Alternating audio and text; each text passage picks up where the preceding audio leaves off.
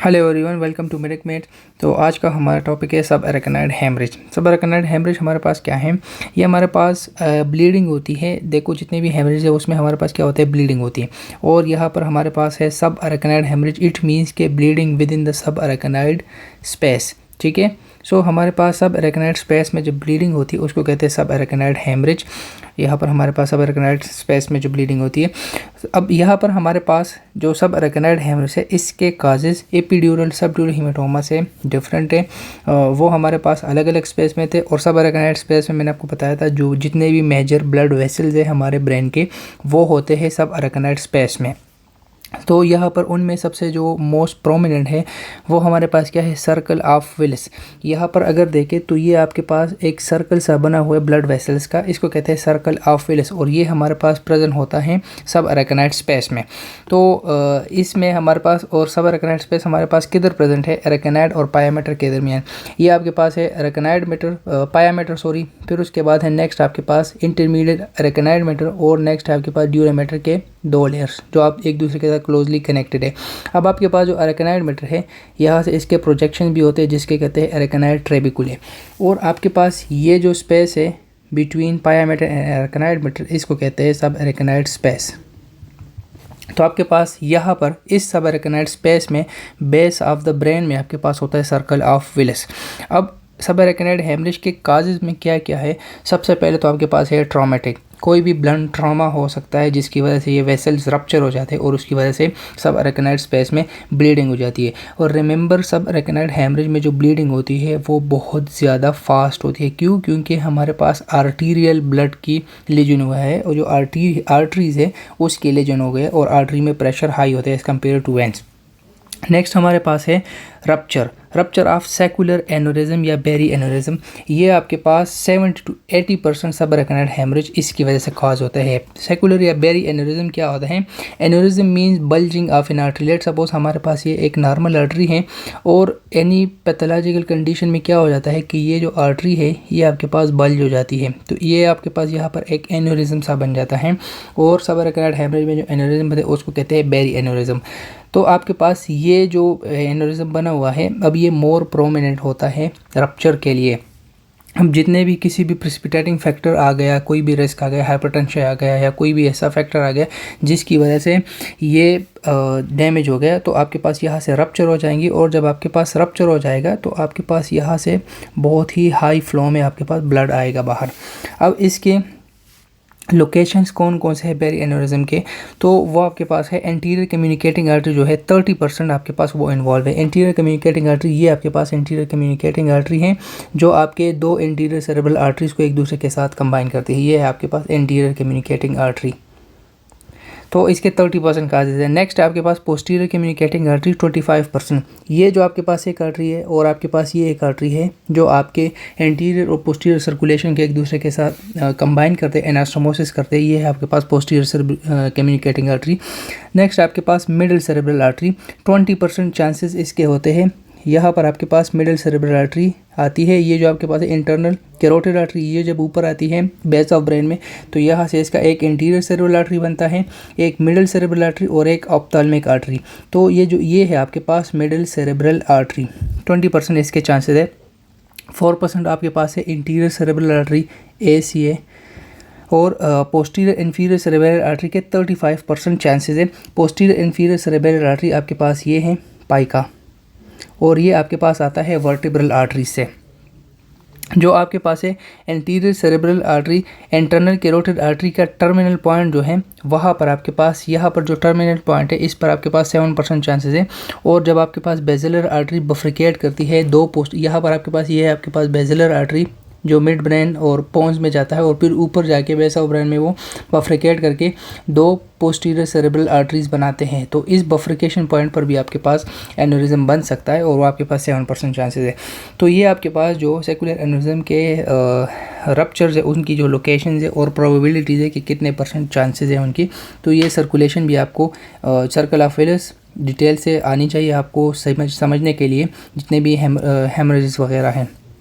Next जो काज है आपके पास वो है आपके पास एट्रियो वीनस मॉलफॉर्मेशन, 20% आपके पास ये होता है इनके काज। ये आपके पास नॉर्मली जब आपके पास आर्टरीज़ कैपिलरी नेटवर्क बना होता है, कैपिलरी नेटवर्क बनता है, तो बाज़ औक़ात वो ऐसा हो जाता है कि वो सही से एक दूसरे के साथ बन नहीं जाता, जिसकी वजह से आपके पास यहाँ पर मॉल फॉर्मेशन हो। डेवलपमेंटल प्रोसेस में आपके पास जो न्यू आर्टरीज़ बनती है उनमें प्रॉपर वो नहीं बनता एक्सचेंज वाला जो मैकेनिज़्म है। तो यहाँ पर आपके पास ये एट्रियस और वीनस एट्रियम के कैपिलरीज और वेनल के कैपिलरीज के दरमियान मॉल फॉर्मेशन हो जाता है। इसके आपके पास 20% काजेज है सब अरेकनाइड हेमरेज को। सो नेक्स्ट है हमारे पास रिस्क फैक्टर्स फॉर सब अरेकनाइड हेमरेज। सबसे पहले हमारे पास हाइपरटेंशन है जो मोस्ट प्रोमिनेंट है। जितने भी एन्यूरिज्म बनते हैं जब आपके पास ज़्यादा हाई प्रेशर होगा ब्लड वेसल में, तो ब्लड वेसल्स जब क्रॉनिकली हाई होगा तो वो फिर हमारे पास डैमेज हो सकते हैं, वीक हो सकते हैं। नेक्स्ट है आपके पास स्मोकिंग, फिर इथेनॉल है, फीमेल जो है वो मोर प्रोन है as compare to male, cocaine abuse, और आपके साथ कुछ डिजीज़ एसोसिएटेड सेकुलर एन्यूरिज्म के जैसे कि मार्फन सिंड्रोम, एहलर डैनलस सिंड्रोम और सिकल सेल एनीमिया जो सिकल सेल डिजीज़ है, और कोआगुलोपैथीज जो डिजीज़ है, इनमें आपके पास सेकुलर एन्यूरिज्म बनने के चांसेस काफ़ी हाई होते हैं as compare to other. Next है हमारे पास clinical features of subarachnoid haemorrhage. So clinical feature में सबसे पहले जब भी हमारे पास ब्लीडिंग होती है सब अरेकनाइड स्पेस में, तो वहाँ पर हमारे पास जो इंट्राक्रैनियल प्रेशर है वो इंक्रीज़ हो जाता है, जिसकी वजह से हमारे पास बहुत ही सिवियर हेडेक होता है। इसके साथ साथ नाजिया वॉमिटिंग भी होगा पेशेंट को, और साथ साथ अल्टर्ड कॉन्शियसनेस होगा क्योंकि आपके पास ब्लड फ्लो जो है वो डिस्टर्ब हो गई है। और इसके फीचर में क्या क्या है, कोमा भी हो सकता है, कन्फ्यूजन और सीजर्स भी पेशेंट को आ सकते हैं। नेक्स्ट आपके पास क्या है, ब्लीडिंग होती है सब अरेकनाइड स्पेस में। सब अरेकनाइड स्पेस में आपके पास क्या है, अरेकनाइड मीटर, पायामीटर, ड्यूरामीटर जो कि मेनिंजीज हैं। तो मेनिंजियल इरिटेशन हो सकती है जिसकी वजह से आपके पास जो मेनिंजियल साइंस है वो आपके पास आएंगे। एक तो आपके पास एसेप्टिक मेनिंजाइटिस हो सकता है, न्यूक्लियर रिजिडिटी जो मेनिंजियल साइन में सबसे पहले है, फिर आपके पास पॉजिटिव कर्निक साइन और पॉजिटिव बर्जेंस्की साइन, प्लस आपके पास photophobia means this patient will be sensitive to light. Next आपके पास जो फीचर थे, अगर एंटीरियर या मिडिल सेरेब्रल आर्टरी जो कॉम्बिनेशन है, अगर वहाँ पर या एक ACA या MCA में कोई आर्टरी रप्चर हुआ तो उसकी वजह से पेशेंट को जो क्लिनिकल फीचर आएंगे वो फोकल डिफिसिट्स होंगे, जैसे कि नमनेस होगा, सडन मसल वीकनेस होगा, स्लर्ड स्पीच होगा। अगर आपके पास डोमिनेंट लेफ्ट सेरेब्रल हेमिस्फेयर हो, ठीक है, डोमिनेंट, उसमें आपके पास ब्रोकाजेर जो आपके फोनेशंस को, जो आपके मसल्स है स्पीकिंग के, उनको कंट्रोल करता है।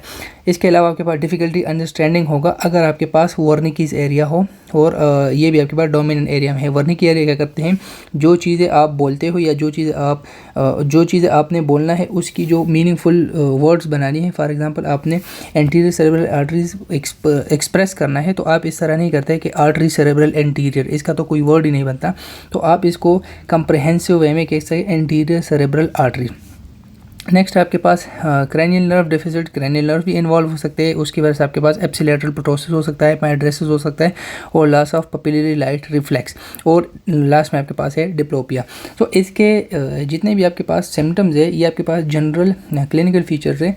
और साथ साथ अब आपने देखो जितने आपने ये आर्टरीज सब पड़ी है, जो आपके पास सर्कल ऑफ वेलस है, इसके अलावा बेजिलर आर्टरीज है और आपके वर्टिब्रल आर्टरी, ये सारा आपने माइंड में रखना है। इसके फिर आपके पास क्लिनिकल फीचर्स हर एक एरिया के डिफरेंट है। वो किस तरह डिफरेंट है, अगर आपके पास पोस्टीरियर सेरेब्रल आर्टरी डैमेज हो गया तो यहाँ से आपके पास विजन के मसले आ सकते हैं। अगर मिडिल सेरेब्रल आर्टरी है तो आपके upper limb, head and neck और आपका जो अपर थोरैसिक रीजन है, यहाँ से आपको पेशेंट के मसले होंगे, क्योंकि मिडिल सेरेब्रल आर्टरी इस एरिया को सप्लाई करती है। अगर एंटीरियर सेरेब्रल आर्टरी सप्लाई करेगी तो वो आपके पास लोअर लिम्ब और आपका जो यूरिनरी सिस्टम है उनको सप्लाई करती है। तो आपने सिम्टम्स जो है ना हर आर्टरी के अकॉर्डिंग आपने फिर देखना है, तो ब्लड सप्लाई जो है वो आपके पास इंपॉर्टेंट है। सो नेक्स्ट है सब अरेकनाइड हेमरेज को डायग्नोज कैसे करते हैं। तो नॉन कंट्रास्ट सिटी स्कैन है और उसके फर्दर 4 ग्रेड्स है फिशर स्केल ग्रेड पे। ग्रेड 1 में आपके पास एक तो नो हेमरेज हो सकता है, ठीक है, बहुत माइनर ब्लीड होती है। ग्रेड 2 में आपके पास ब्लड डिपोजिशन होता है पर लेस देन 1 मिलीमीटर और उसमें ब्लड क्लॉट्स भी नहीं होते। नेक्स्ट आपके पास ग्रेड 3 है जिसमें ब्लड डिपोजिशन होता है ग्रेटर देन 1 मिलीमीटर और आपके पास लोकलाइज क्लॉट होता है, एक स्पेसिफिक एरिया में आपके पास क्लॉट होते हैं। ग्रेड 4 सबसे सीवियर फॉर्म है, वहाँ पर आपके पास डिफ्यूज हेमरेज होता है और उसके साथ साथ आपके जो वेंट्रिकल्स है जो आपका CSF बनाता है वहाँ पर और ब्रेन पेरेन्काइमा में आपके पास जो हेमरेज है वो डिफ्यूज हो गए, तो ये सबसे सीवियर फॉर्म है, सीवियर ग्रेड। नेक्स्ट आपके पास ये तो आपके पास CT स्कैन के जो फीचर्स थे वो थे। नेक्स्ट आपके पास पेशेंट में आप क्या देख सकते हैं, सीटी स्कैन में हाइड्रोसेफेलस भी देख सकते हैं। हाइड्रोसेफेलस किस तरह, जब आपके वेंट्रिकल्स इफेक्ट होंगे तो आपके पास जो फोरामेन्स है अगर वो ऑब्स्ट्रक्ट हो गए जिसकी वजह से आपको हाइड्रोसेफेलस हो सकता है। एमआरआई में आप जो आपके जो एट्रियोवेनस मालफॉर्मेशंस है उनको आप विजुअलाइज कर सकते हैं कि अगर सेकुलर एन्युरिज्म काज नहीं है तो आप ब्लड वेसल्स को देखें एमआरआई में तो आपको एट्रियोवेनस मालफॉर्मेशन वो रूल आउट हो जाएगा। सिटी एंजियोग्राफी जिसमें आप एन्युरिज्म को देखते हैं। और आपके पास लंबर पंक्चर में आपके पास जब नॉर्मली लंबर पंक्चर करते तो उसमें आपके पास आरबीसीज नहीं होते, क्लियर कलरलेस फ्लूइड होता है सीएसएफ। लेकिन अगर आप सबअरेकनॉइड हेमरेज वाले पेशेंट में लंबर पंक्चर करें तो उसमें आपके पास आरबीसीज इंक्रीज होते हैं। और इस स्पेसिफिक इसको कहते हैं जब आपके पास आरबीसीज इंक्रीज होंगे लंबर पंक्चर में सीएसएफ में, वहाँ पर आरबीसी की डिस्ट्रक्शन हो जाती है जिसकी वजह से सीएसएफ का जो कलर है वो येलोविश कलर हो जाता है और इसको कहते हैं ज़ेंथोक्रोमिया। ये चीज़ आपने याद रखनी है, लंबर पंक्चर में सबअरेकनॉइड हेमरेज में ज़ेंथोक्रोमिया लाजमी आता है। So after diagnosis treatment of subarachnoid haemorrhage, सबसे पहले जब भी पेशेंट को आप हेमरेज से रिलेटेड जो भी पेशेंट हो सबसे पहले उनमें आप एयरवे, ब्रीथिंग, सर्कुलेशन, ABC जो होता है उनकी मैनेजमेंट करते हैं। तो उनमें निकार्डिपिन कैल्शियम चैनल ब्लॉकर है, लेबिटोलोल अल्फा एंड बीटा ब्लॉकर है और एनालाप्रिल एस इनहिबिटर्स है। फिर उसके बाद जो इंट्राक्रैनियल प्रेशर इंक्रीज़ हो गया है उसको मेंटेन करने के ऑस्मोटिक लूप डायरेटिक्स देते हैं ताकि उनका जो इंट्राक्रैनियल प्रेशर वो नॉर्मल रहे और उनकी हेडेक के जो सिम्टम है वो डिक्रीज़ हो जाए। अगर पेशेंट को सीजर है तो उसमें आप फिनाटोइन या फिनोबार्बिटोल दे सकते हैं ताकि उसको सीजर ना हो। अगर जब हमारे पास ब्लड वेसल्स डिस्ट्रॉय हो जाए, जब आरबीसी डिस्ट्रॉय हो जाता है तो उनमें कुछ मीडिएटर निकलते हैं जो हमारे ब्लड की वेजोस्पैज्म करवाते हैं। तो इसको प्रिवेंट करने के लिए हम निमोडोपिन देते हैं ताकि वो जो वेजोस्पैज्म है उसको डिपेंड करे। ये आपके पास है सिटी स्कैन सबअरेकनॉइड हेमरेज का। अगर यहाँ पर देखें आपके पास ये जो सर्कल बना हुआ है ना, ये आपके पास वही सर्कल ऑफ फिलस बना है और इसमें आपके पास देखो डिफ्यूज़ आपके पास हेमरेज है। यहाँ पर ब्रेन के जितने भी वाइट एरिया है यहाँ पर आपके पास हेमरेज डिफ्यूज़ हो गया है। तो ये आपके पास टिपिकल जो डिफ्यूज़ हेमरेज है सबअरेकनॉइड का उसकी प्रेजेंटेशन है सिटी स्कैन में। और नेक्स्ट आपके पास है सर्जिकल ट्रीटमेंट में आप एन्युरिज्म को जो है ना उनको एंडोवेस्कुलर कॉइलिंग करते हो, क्लिपिंग और उसके साथ क्रेनियोटमी करते हो ताकि वो एन्युरिज्म वाला एरिया जो है वो बिल्कुल ठीक हो जाए। और आपके पास अगर हाइड्रोसेफेलस हो तो उसके लिए सीएसएफ की ड्रेनेज होती है वेंट्रिकल से और उसके लिए है हमारे पास वेंट्रिकुलर शंट। तो ये है हमारे पास सबअरेकनॉइड हेमरेज और उसकी ट्रीटमेंट। सो आई होप आपको सबअरेकनॉइड हेमरेज क्लियर हो गया होगा, इसमें आपको कोई भी मसला नहीं होगा। हमने डिटेल से इसको एक्सप्लेन किया है, हर एक जगह से जो भी स्पेसिफिक इन्फॉर्मेशन है जो समझनी चाहिए तो वो हमने आपको यहाँ पर एक्सप्लेन कर दिया है। अगर आपको इसमें फिर भी कोई भी जगह पर समझ नहीं आ रहा हो तो आप हमसे पूछ सकते हैं और हम आपको हेल्प करेंगे इंशाल्लाह। अगर आपको वीडियो अच्छी लगी हो तो वीडियो को लाइक करें, कमेंट करें और साथ में अपने जितने भी फ्रेंड्स हैं उनके साथ शेयर करें ताकि सबको ये वीडियोस मिलते रहे और सबको इससे फ़ायदा हो। एंड मिलते हैं नेक्स्ट लेक्चर में जिसको हमारा नेक्स्ट जो टॉपिक है वो हेमरेज का जो लास्ट टॉपिक है इंट्रासेरेब्रल हेमरेज, उसको हम डिटेल से डिस्कस करेंगे।